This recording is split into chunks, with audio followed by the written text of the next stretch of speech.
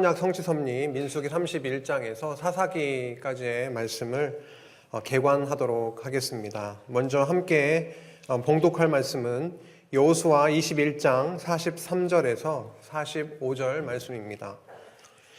여호수아 21장 43절에서 45절 말씀입니다. 제가 봉독하겠습니다. 여호와께서 이스라엘의 조상들에게 맹세하신 주리라 하신 온 땅을 이와 같이 이스라엘에 다 주셨으므로 그들이 그것을 차지하여 거기에 거주하였으니 여호와께서 그들의 주위에 안식을 주셨으되 그 조상들에게 맹세하신 대로 하셨으므로 그들의 모든 원수들 중에 그들과 맞선 자가 하나도 없었으니 이는 여호와께서 그들의 모든 원수들을 그들의 손에 넘겨주셨음이니라. 여호와께서 이스라엘 족속에게 말씀하신 선한 말씀이 하나도 남음이 없이 다 응하였더라. 아멘. 저희는 성경 전체를 하나님의 언약과 성취의 관점에서 읽어가고 있습니다. 저희는 눈에 보이지 않는 하나님을 알 수 있는 방법이 없지요. 그런데 하나님은 성경 계시를 통해서 언약하시고 그 언약을 성취하심으로 내가 살아있다라고 하는 확증을 해 주십니다. 창세기 1장으로부터 시작된 언약의 그 거대한 이야기가, 그 말씀이 이제 어느덧 민수기 말씀을 지나가고 있습니다. 하나님은 창세기 1장에서 36장까지 하나님 나라 언약을 세우시고 그 언약을 계승시켜 나가십니다. 아담에게 실체적인 그 원형적인 하나님의 나라 언약을 세우시고 아브라함에게 모형적으로 또 언약을 세우십니다. 그리고 그의 후손인 이삭과 야곱에게 그 언약을 계승시켜 주셨습니다. 그렇게 하나님 나라 언약을 세우신 여호와께서는 자손, 땅 통치의 요소를 하나하나 성취시켜 나가십니다. 지난 시간에 창세기 37장에서 민수기 30장까지는 자손을 번창시켜 주신 여호와 하나님의 역사 섭리를 확인했습니다. 이스라엘 백성들은 애굽에서 그 모진 핍박 속에서도 자손 번창을 했습니다. 그리고 그들은 출애굽을 해서 광야 생활을 했는데 광야 생활 과정에서도 하나님은 자손을 번창시키셔서 세대를 교체시켜 주시고 새로운 세대를 태어나게 해주셨습니다. 광야 생활을 떠올려 보면 그들은 너무도 죄악이 많았습니다. 지나가는 족족 곳곳에서 그들의 내면에 잠재되어 있었던 완전히 죄악의 풍성함이 한 가지 다 드러나기 시작했습니다. 거룩하신 하나님 앞에서 죄악된 이스라엘 자손들은 멸절당에 마땅했지만 하나님은 그들에게 선포하셨던 시내산 율법 언약에 따라서 공의로 심판도 하셨지만 사랑으로 그들을 용서하시고 새로운 세대를 태어나게 해주셨던 것입니다. 옛세대는 죄악 가운데 죽어가고 새로운 세대는 여호와 하나님의 은혜로 태어났습니다. 60만으로 시작되었던 광야 생활은 광야를 마칠 때쯤 다시 인구조사를 해보니까 60만이었습니다. 여호와는 그 이름처럼 한번 언약을 세우시면 그들이 아무리 죄악된 가운데 있을지라도 은혜로 용서하시고 약속을 성취해 주시는 살아계신 여호와 하나님이셨습니다. 오늘 민수기 31장부터는 하나님께서 땅을 언약해 주신 그 언약된 땅을, 가나안 땅을 이제 차지하게 해나가시는 역사 섭리를 해나가십니다. 땅 언약 성취 섭리 민수기 31장에서 민수기, 신명기, 여호수아, 사사기까지 이어지는 이 말씀, 이 성취 섭리는 크게 네 부분으로 되어 있습니다. 먼저 요단강을 중심으로 해서 오른편이죠. 요단강 동편 땅을 차지하게 하십니다. 그리고 나서 서편 땅을 정복하게 하시면 되는 거겠죠.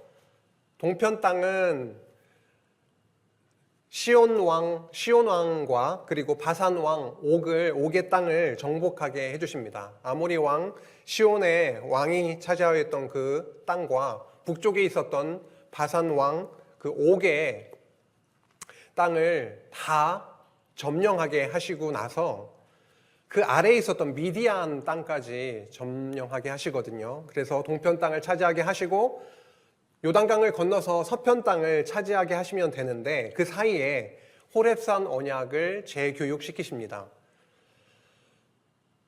왜 호렙이라고 하냐면 신명기 1장 2절에 보시면 그래서 호렙산이라고 이렇게 나오고 있습니다. 호렙산과 시내산은 같은 산입니다. 같은 산인데 신명기 1장 2절에 보면 호렙산이라고 나오기 때문에요. 그 호렙에서 시온산에서 시내산에서 세우셨던 그 율법을 다시 교육을 시키시는 겁니다. 왜냐하면 광야에서 옛세대는 다 죽음을 당했고 새로운 세대들이 다 태어났기 때문에 그들은 여호와 하나님께서 선포하셨던 율법에 대해서 전혀 알지 못했습니다. 그 율법에 대해서 다시 재교육을 시켜주시는 것이죠. 율법을 교육하시고 나서 이제는 요단강을 건너서 서편 땅을 정복하게 해주십니다. 그게 여호수아 말씀이고 그 땅에 들어가서 350년 동안 왕이 없던 그 시대에 사사들이 통치하던 사사시대를 거쳐가게 하십니다. 그 과정을 통해서 그들이 얼마나 죄악된 자들인지를 하나님께서 보여주시고 있습니다. 그래서 땅 언약 성취 섭리의 내용을 하나님이 얼마나 은혜 가운데 그들을 언약에 근거하셔서 이루어 주셨는지를 함께 나누도록 하겠습니다. 먼저 민수기 31장에서 36장까지 요단 동편 땅을 정복해 하신 내용인데요. 두 부분으로 되어 있습니다. 먼저 동편 땅을 이미 차지하게 하셨는데 그 아래쪽에 있었던 미디안 땅을 정복하게 하시는데요. 오른쪽 그 요단 동편 땅에 보시면은 바산 왕 옥의 땅이 위쪽에 여기 왼쪽에 보면 갈릴리 호수가 있죠. 갈릴리 바다.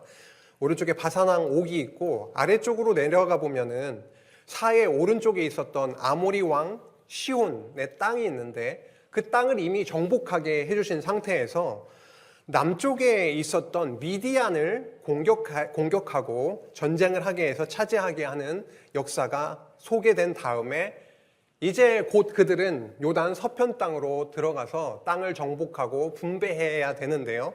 그 내용에 대해서 먼저 사전에 말씀 교훈해 주시는 내용입니다. 미디안 땅 정복 전쟁을 하게 됩니다. 그 이유는요. 민수기 25장 17절에 보면 여호와께서 그들에게 명령하십니다. 미디안인들을 대적하여 그들을 치라. 그 이유가 있었습니다. 이미 민수기 21장에서 동편 땅을 다 정복하게 하셨는데 그 이후에 보시면 25장에 이런 사건들이 나타나는 거죠. 모압 여인들과 음행을 하게 됩니다. 이스라엘 백성들이 시딤에 있었을 때 시딤은 이미 저 건너편에 가나안 땅이 보이는 그곳에 모압 평야 그 근처에서 모압 여인들과 음행을 하기 시작을 하면서 그들이 섬기고 있었던 바알 부올이라고 하는 이방신을 섬기게 되죠. 그러는 가운데 미디안 여인이었던 고스비와 이스라엘 남자와의 음행이 또 있었습니다. 음행 사건. 비나스가 창을 들고 그들을 찔러서 죽이게 됩니다. 그때 여호와께서 명령을 하십니다. 그들을 유혹했던 이방 신을 섬기고 그리고 음행하게 했던 그 미디안인들을 쳐서 대적하여 그들을 치라라고 명령을 하셨었는데 31장에 와서 가나안 땅으로 들어가기 전에 미디안과의 전쟁에서 승리하게 하시는 내용이 나오고 나서 앞으로 요단 서편 땅을 정복하기 전에 동편 땅 차지한 그 땅을 분배하는 일이 있습니다. 오른쪽 땅을 분배를 하는데요. 아래쪽에서부터 보면 루벤 지파, 그리고 갓 지파, 그리고 므낫세 지파에게 오른편 땅을, 요단 동편 땅을 분배를 하게 됩니다. 그리고 나서 그들은 가나안 땅에 이제 들어가게 되는 거죠. 들어가기 전에 가나안 땅 분배에 대한 교훈을 하십니다. 그들은 지금 모압 평지에 와 있습니다. 바로 건너편에 여리고 성도 있고 가나안 땅이 있습니다. 그들에게 있어서 지금 우리가 모압 평지에 와 있다라고 하는 것은 굉장히 큰 의미를 가지고 있습니다. 우리 하나님께서 언약을 하셨는데 아브라함과 이삭과 야곱에게 내가 저 가나안 땅을 주겠다라고 언약하신 하나님께서 그 말씀 그대로, 그 맹세 그대로 다 선한 그 말씀이 하나도 땅에 떨어지지 않고 다 성취해 주심으로 전에 우리 21장 봉독했던 말씀처럼 그들에게 안식을 주시게 되는 거죠. 그 전, 그렇게 앞으로 다 이루실 바로 그 앞날을 내다보면서 우리가 어떻게 이 자리에 와 있는가, 어떻게 모압 평지까지 우리가 와 있는가라고 하는 그 과정, 광야의 과정들에 대해서 쭉 나열을 하기 시작합니다. 애굽 람셋으로부터 시작을 해서 모압 평지까지 인도하신 여호와, 살아계신 여호와, 신실하신 여호와 하나님에 대해서 말씀을 한 다음에 너희들이 들어가서 정복할 그 땅을 어떻게 분배를 하냐면 저희들이 잘 알고 있는 제비뽑기를 통해서 분배하라라고 말씀하십니다. 제비뽑기는 어떠한 성격이 있냐면 알 수가 없는 거잖아요. 뽑기까지는. 그것은 다시 말해서 우리가 소위 복불복이라고 생각하는 것이 아니라 제비뽑기를 통해서 땅을 분배하겠다라고 하는 것은 여호와 하나님의 절대 주권으로 그 땅을 분배해 주시겠다라고 하는 선포였습니다. 땅도 여호와 하나님의 능력으로 정복하게 하시고 그 땅을 분배하는 것도 하나님의 뜻대로 수가 많은 지파에게는 넓은 땅을, 수가 적은 지파에게는 조금 더 적은 땅을, 좁은 땅을 나의 주권으로 나누어 주겠다라고 하는 분배에 대한 규례를 말씀하십니다. 동서남북의 경계도 말씀해 주시고 12지파에서 그 땅 분배를 담당할 지휘관들도 세워주시는 그 말씀을 선포하게 하십니다. 그리고 12지파들은 레위지파를 제외한 다른 지파들은 땅을 분배를 받는데 레위지파는 그들에게는 분깃이 없었습니다. 그렇다 보니까 그들이 거주할 성읍들을 내어주어라 12지파에게 이렇게 명령을 하시고 그리고 특별히 도피성에 대한 말씀이 나오고 있습니다. 동편에 세 곳, 서편에 세 곳 도피성을 만들게 하심으로 이 땅들도 레위 지파에게 주라라고 한 땅인데 도피성을 통해서 부지 중에 살인한 자들로 하여금 피하게 하셔서 생명을 보존하시고 하는 그 놀라운 하나님의 긍휼하심을 또한 보여주십니다. 땅을 정복하는 내용들이 분배하는 내용들이 이어지고 있는 거죠. 땅을 이렇게 분배하라. 그리고 레위 지파에게도 땅을 성읍을 주어서 그들에게 또 하나님을 섬길 수 있도록 하라. 그리고 부지 중에 살인한 자들 또한 그쪽에 숨어서 그들 도피해서 또 살 수 있도록 그렇게 하라라고 말씀하시는 거죠. 그리고 나서 딸의 기업에 대한 내용이 나오고 있습니다. 므낫세 지파에 속해 있던 슬로보앗의 딸들과 관련되어 있는 건데 아버지가 아들 없이 딸만 낳고 죽었을 경우에 딸들에게 그 땅을 주도록 하고 그리고 그들이 그 지파 안에서 결혼함을 통하여 하나님께서 분배해 주신 그 땅이 다른 지파로 넘어가지 않도록 그 땅을 보존케 하시는 하나님의 그 주권적인 선포가 이 자리에 나와 있었습니다. 그래서 동편 땅을 정복하게 하시고 분배하시고 그리고 들어갈 서편 땅을 어떻게 분배해야 될 것인지를 사전에 미리 이렇게 말씀하셨던 것입니다. 그리고 나서 동편 땅을 정복했으니까 서편 땅으로 들어가면 되는데 그게 아니라 앞서 말씀드린 것과 같이 광야 생활을 통해서 다시 태어난 새 세대에게, 새로운 세대, 광야 세대에게 우리 하나님께서 선포하셨던, 여호와께서 시내산에서 선포하셨던 그 율법에 대해서 새로운 자들에게 교육하는 내용이 나오고 있습니다. 여호와를 알지 못하기 때문에, 그리고 여호와께서 어떠한 방식으로 그들을 사랑하시고 통치하시는지에 대해서 잘 알지 못하기 때문에 이러이러한 율법을 통하여 우리 하나님은 공의와 사랑을 통하여 우리를 통치하신다. 그분은 살아계시다. 은혜 많으신 분이시다. 신실하신 분이시다. 라고 하면서 말씀을 교육하는 것입니다. 크게 5부분으로 되어 있습니다. 가운데 부분에 계명과 규례와 율례가 나와 있고요. 율법의 내용이 나와 있고, 앞부분은 그동안 하나님께서 인도하셨던 과거 역사를 회고하고, 끝부분은 앞서 선포했던 율법을 복과 저주로 요약해서 다시 한번 선포하는, 교훈하는 내용으로 되어 있습니다. 이스라엘 백성들에게 있어서 역사는 너무도 중요하지요. 우리들에게도 중요한 것처럼요. 우리 교회의 역사를 잘 아십니까?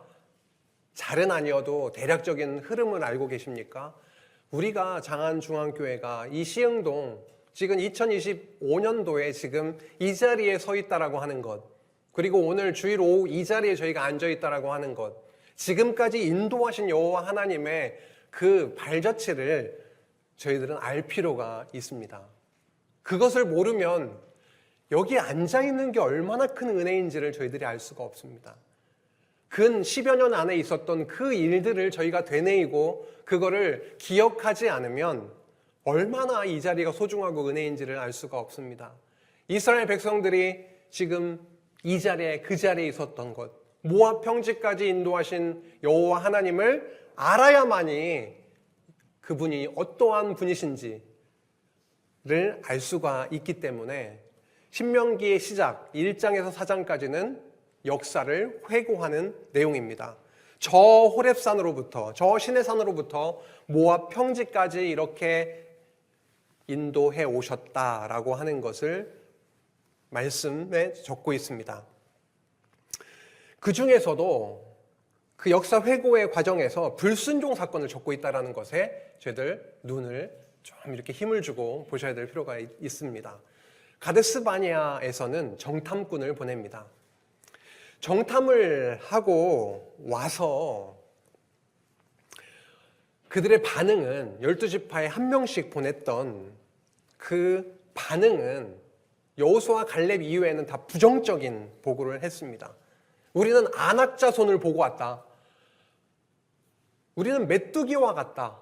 라고 하면서 여호와 하나님이 너희들에게 주신 땅을 그들은 순종하지 못하는 그런 모습이 나오고 있습니다.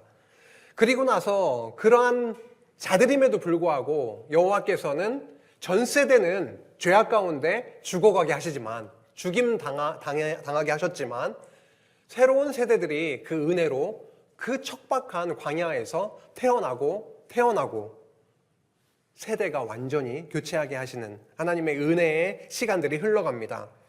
헤스본과 바산 사건 같은 경우에는 이제 동편 땅을 정복하게 하시는 그런 역사입니다.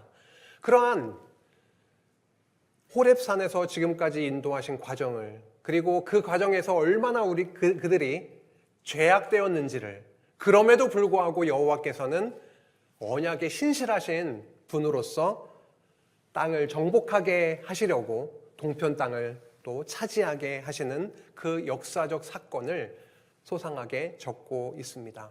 그리고 앞으로 들어가서 여호와 하나님을 잊지 않아야 한다라고 하는 여호와 경외에 대한 율법과 관련되어 있는 부분을 교훈함으로써 이제 신명기 율법 언약을 본격적으로 선포하기 시작합니다.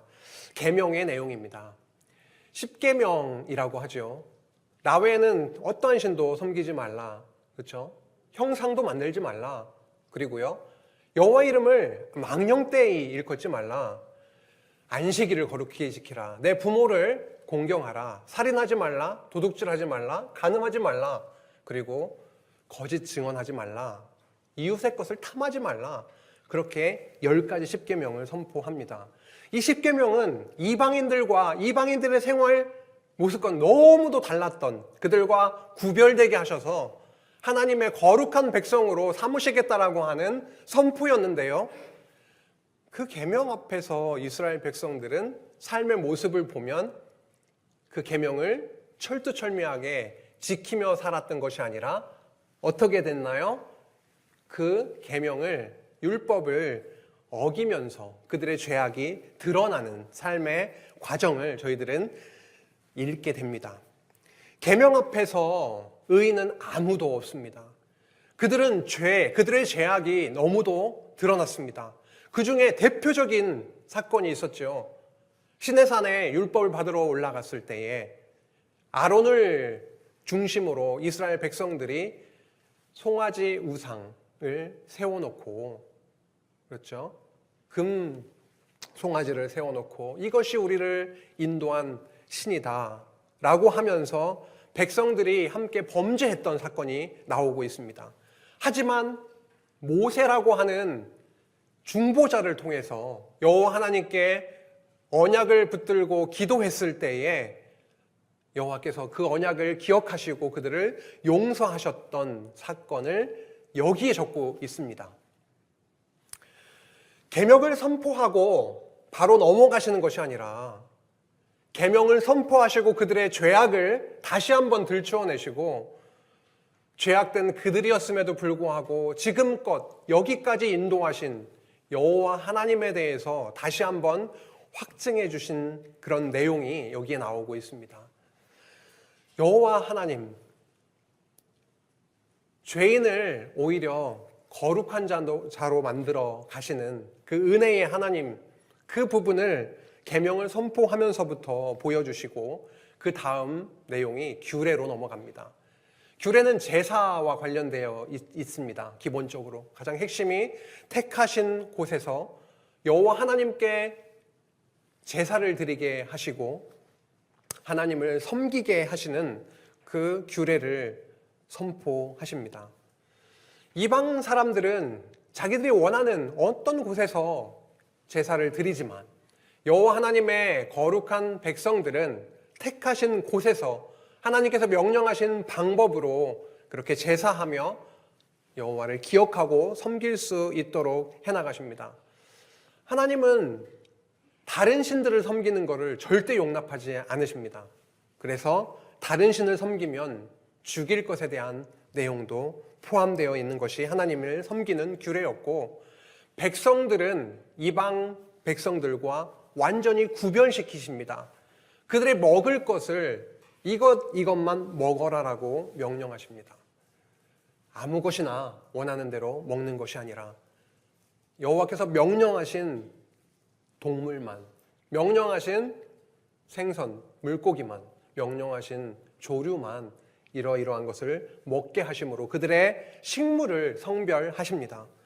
그리고 면제년, 7년마다 면제년을 선포함으로 인해서 그들이 빚졌던 것, 그들이 종이 되어 있으면 7년 되는 그 해에 다 제자리로 다 돌아가게 회복시켜 주시는 그 은혜의 규례를 말씀하십니다. 이방 사람들은 그렇지 않습니다.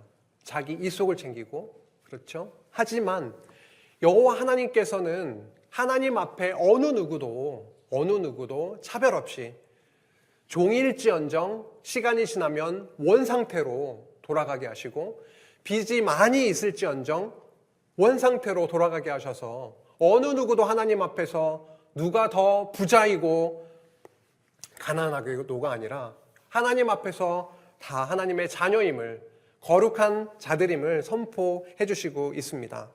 지도자 같은 경우에도 그렇습니다. 재판장을 세워서 그들을 통치하게 하시고 재판하게 하시고, 특별히 왕도, 제사장도, 선지자도 성별해서 세우셔서 그 나라를 통치해 나가게 하시는 그 규례가 적혀 있습니다.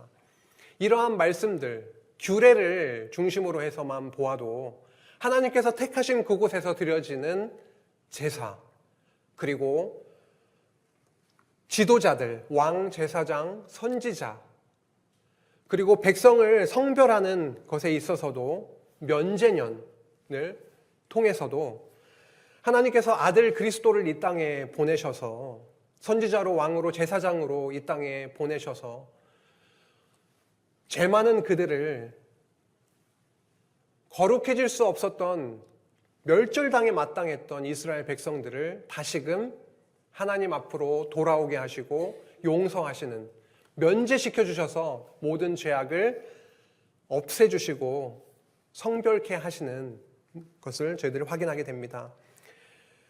특히 마태복음 같은 경우에도 선지자 왕 제사장으로 이 땅에 오셔서 예수가 그리스도이심을 저희들에게 확증해 주셨던 것처럼 이렇게 규례를 통해서도 먼저 왕, 제사장, 선지자로 오실 그리스도를 언약하고 있습니다. 이제 율례 부분입니다. 생활 율례라고 저희들 생각하면 기억하기가 쉬울 것입니다. 우리의 생활 가운데에는 정말 복잡다단한 그러한 삶의 면면들이 있는데 그러한 과정에서 하나님께서 세세하게 율례를 선포하십니다. 특별히 하나님은 하나님의 택하신 백성의 생명을 너무도 아끼십니다.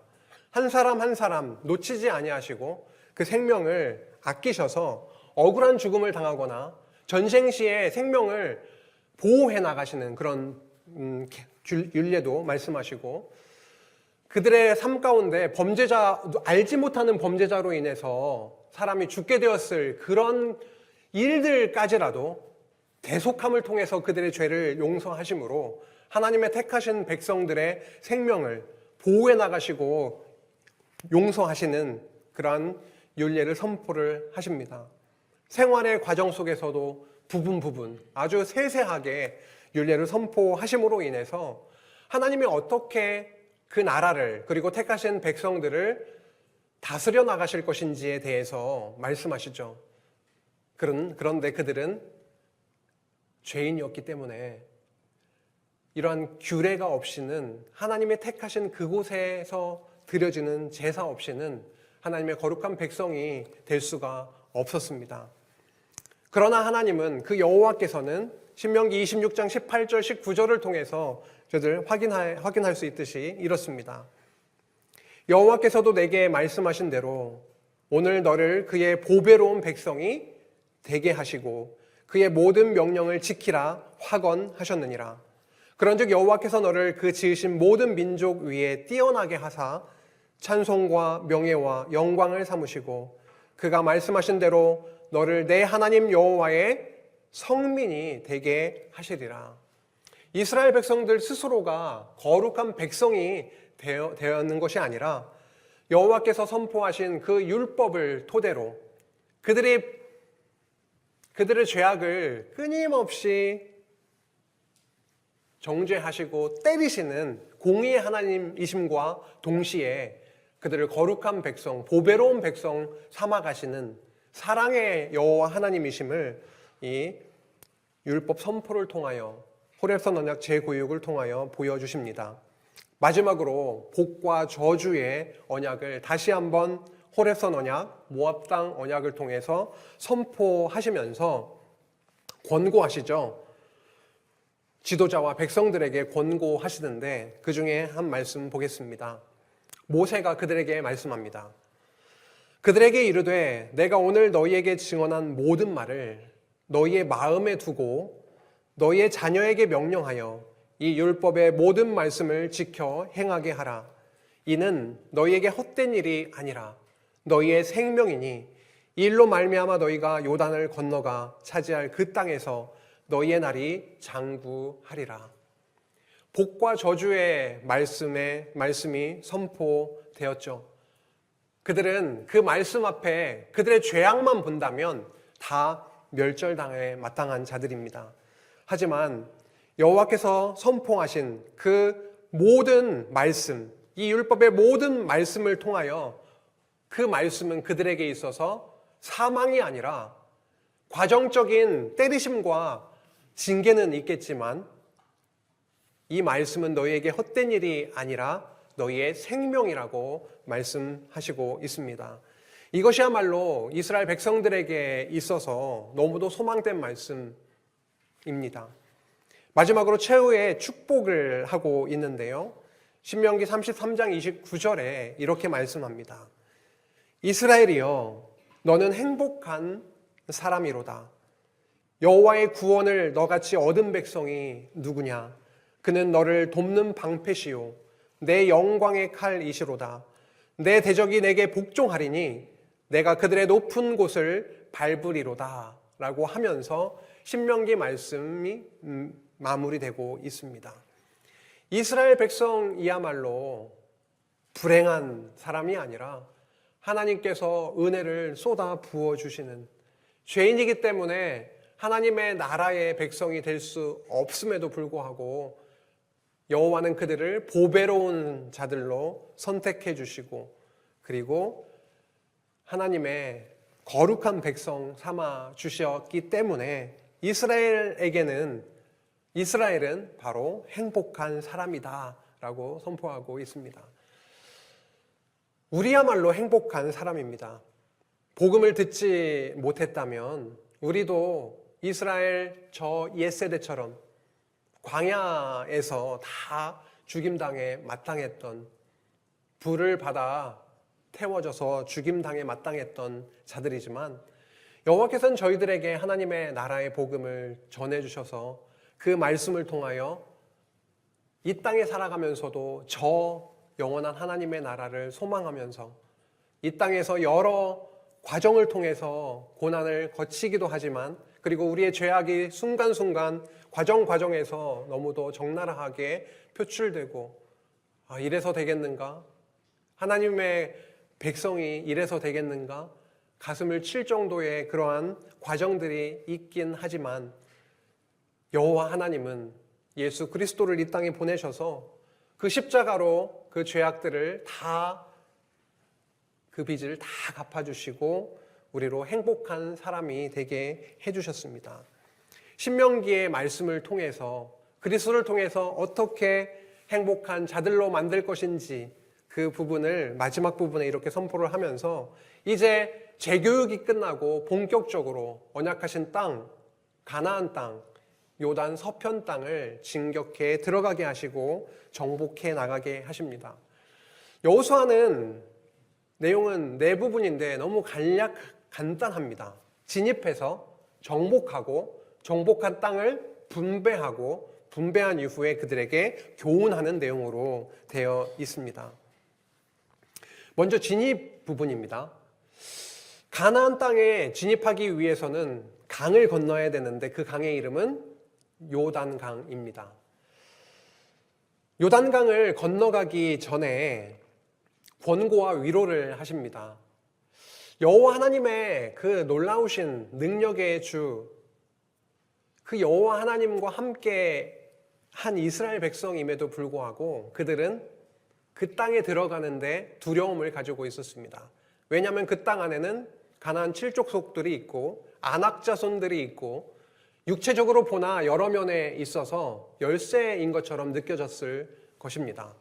하지만 여호와께서는 내가 너희 발바닥으로 밟는 곳 모두를 너희에게 주었노니, 이렇게 1장 3절에서, 여호수아 1장 3절에서 말씀하십니다. 주었노니. 1장 9절에서는 강하고 담대하라, 두려워하지 말며 놀라지 말라, 내가 어디로 가든지 내 하나님 여호와가 너와 함께 하느니라 라고 하면서 그들에게 권고하시고 위로하십니다. 그리고 정탐꾼 2명을 보내게 되죠. 정탐꾼이 들어가서 알게 된 사실은 무엇이었습니까? 여호와 하나님의 능력의 그 소식을 이스라엘 백성들이 지금 쭉쭉쭉 가나안 동편 땅도 다 지금 정복하게 하신 그 여호와 하나님의 능력의 사건들을 전해 듣고 그들의 간담이 녹아내리고 완전히 정신없어 하는 그들의 소식을, 그 모습을 전해 듣게 되는 거죠. 그리고 요단강을 건너갑니다.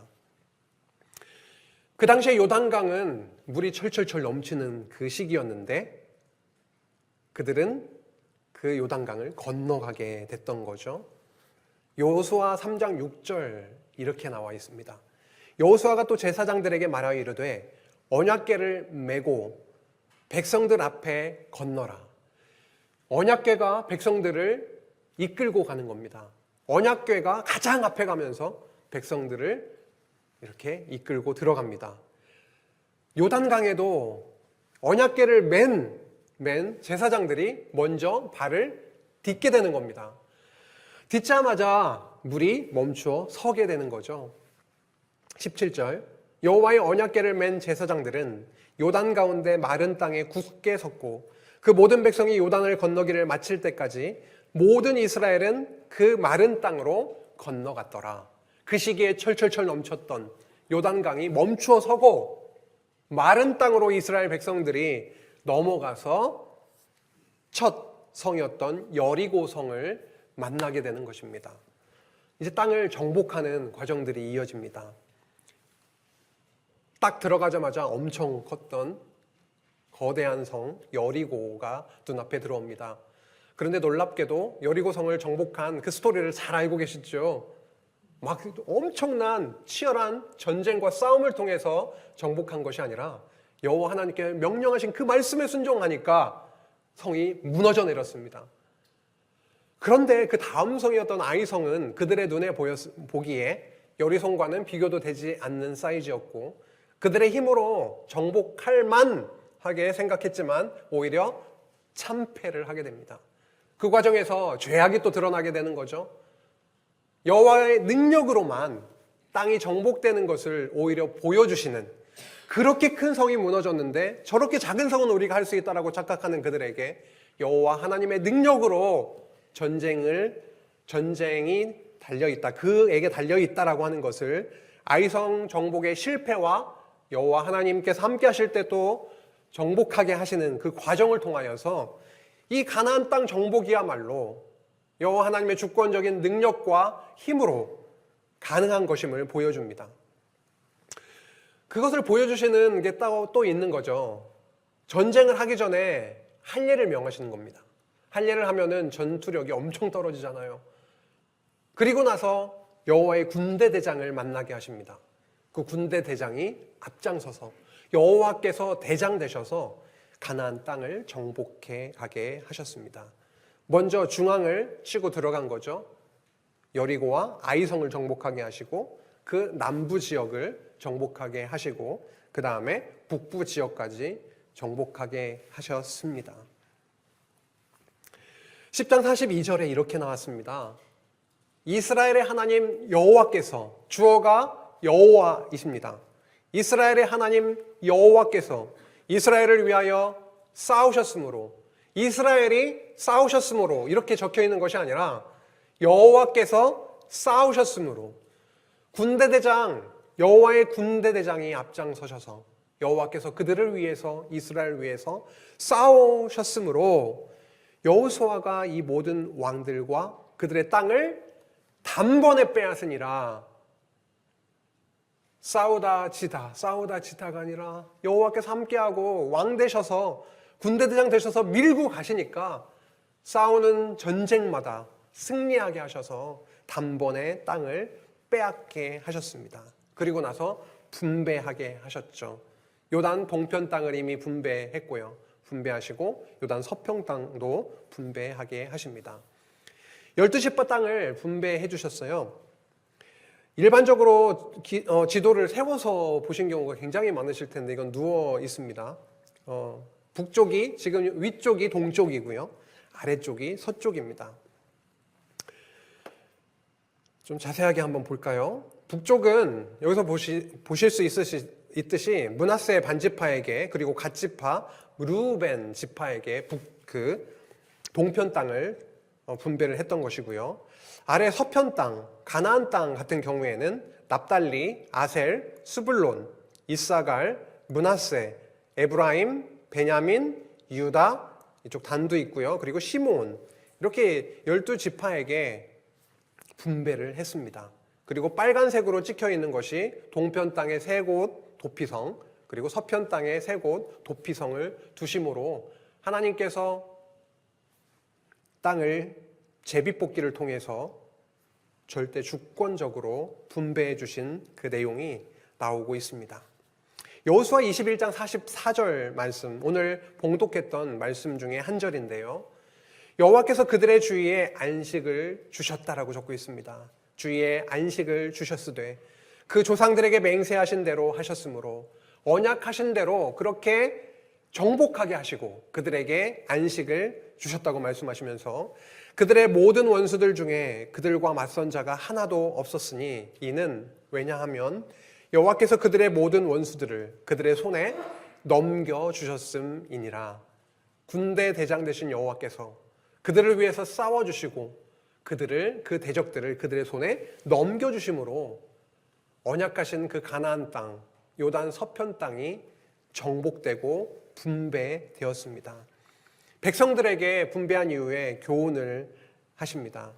두 지파 반에게 그리고 모든 백성에게 교훈을 하죠. 여기 두 지파 반은 요단 동편 땅을 받은 그 두 지파 반을 이야기합니다. 어떤 내용이냐면, 어떤 교훈이냐면, 언약한 대로 이렇게 하나님께서, 여호와께서 땅을 성취해 주셨다. 그 신실하심에 대한 부분, 그리고 그 여호와 경외에 대한 그런 부분, 또 중요한 것은 앞서 모압 땅 언약을 통해서 선포하셨던 것처럼 선한 말씀도 이루어지고 불길한 말씀도 성취될 것이다 라는 교훈을 합니다. 이게 무슨 말씀입니까? 선한 말씀은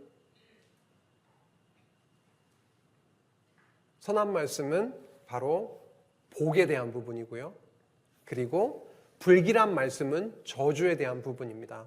복과 저주의 그 율법 언약이 앞으로 이어질 역사 안에서 성취될 것이다 라고 그렇게 선포하면서 여호수아가 맞춰지고 있습니다.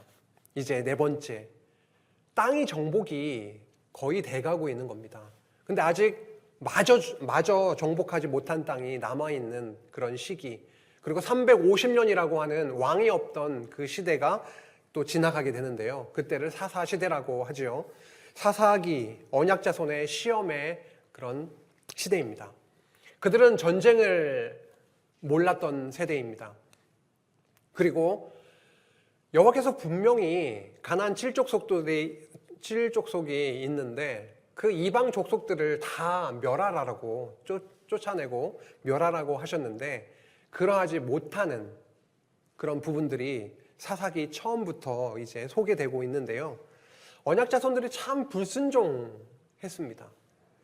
그래서 시험의 과정을 통해서 여호와 하나님에 대한 불순종, 하나님을 잊고 사는 것이 얼마나 고통스러운지, 죄악 가운데 있는 것이 얼마나 어둠 가운데 있어서 답답하고 힘든 것인지를 그들에게 그 시험의 과정들을 반복해서 겪게 하시고 그 과정에서 사사들을 보내서 통치하게 하십니다. 구원하게 하십니다. 그래서 과정적으로 반짝반짝 그 평온의 시간, 안식의 시간들을 지나가게 하시죠.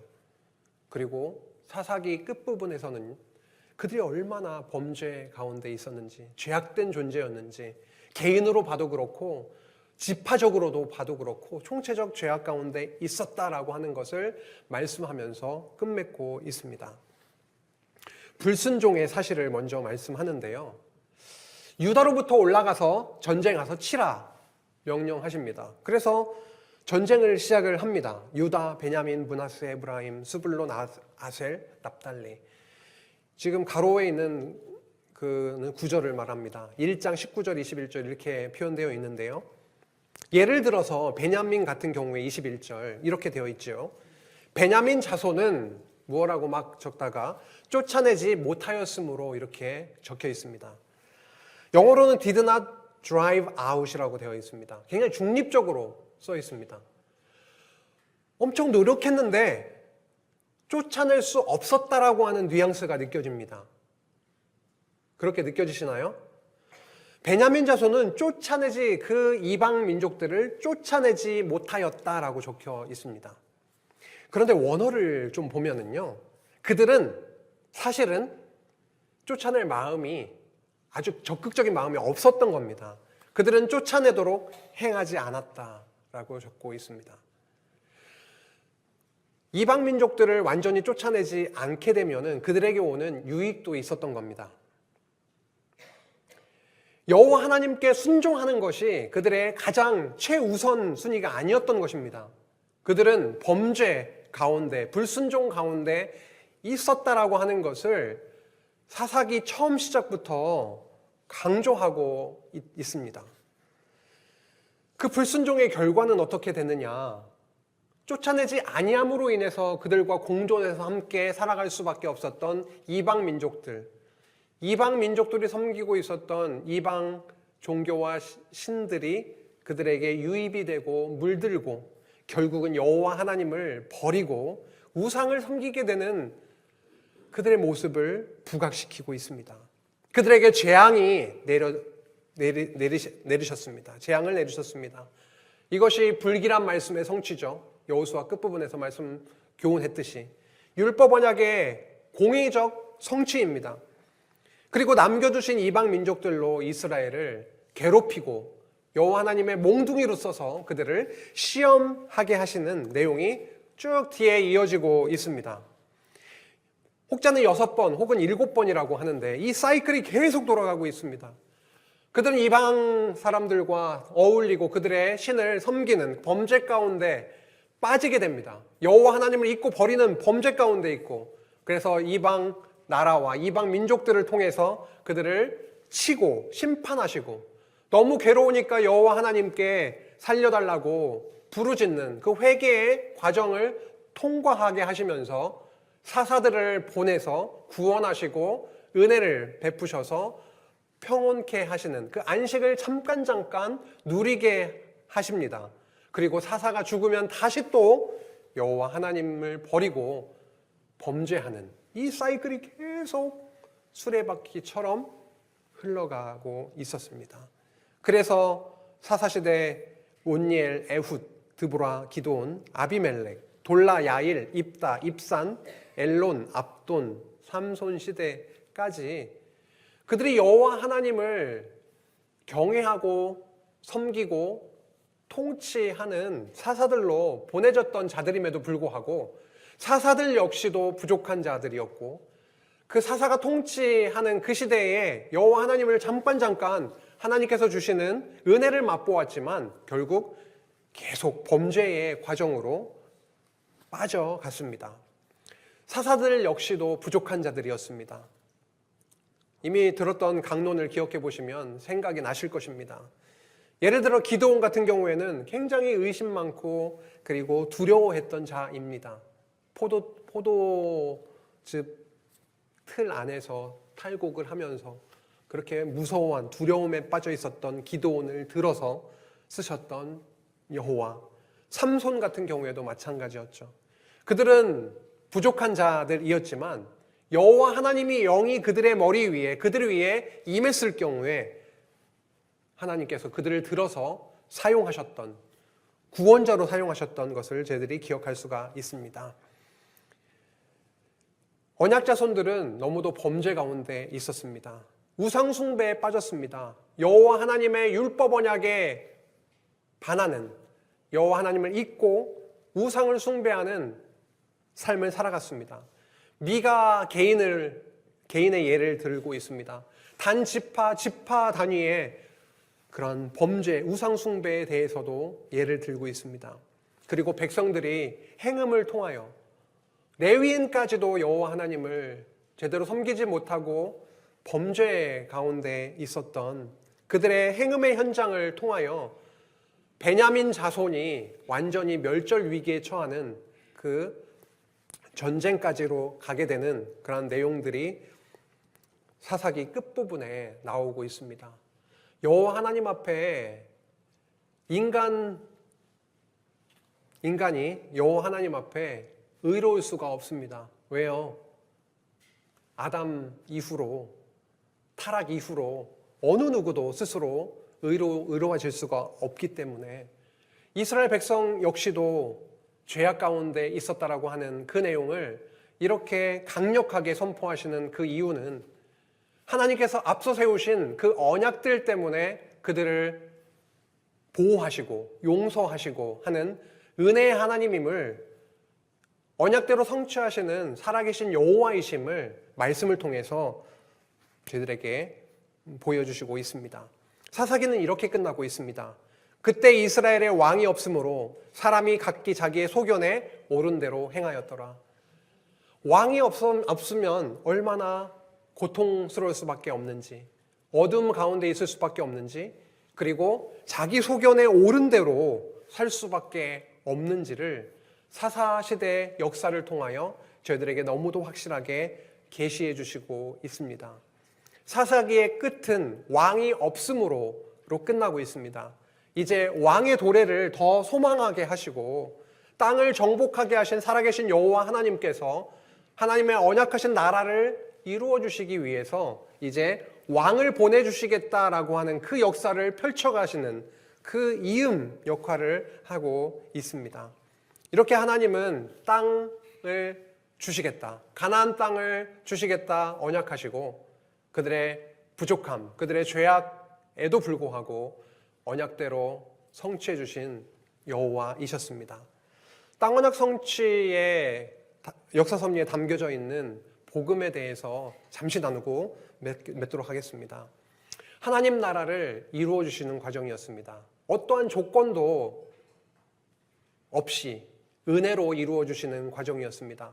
그 땅의 정복은 이스라엘 백성들의 힘이 아니라 여호와 하나님께서 싸워주신, 대장 되셔서 싸워주셔서 정복하게 하시고 안식을 주셨던 그런 전쟁이었습니다.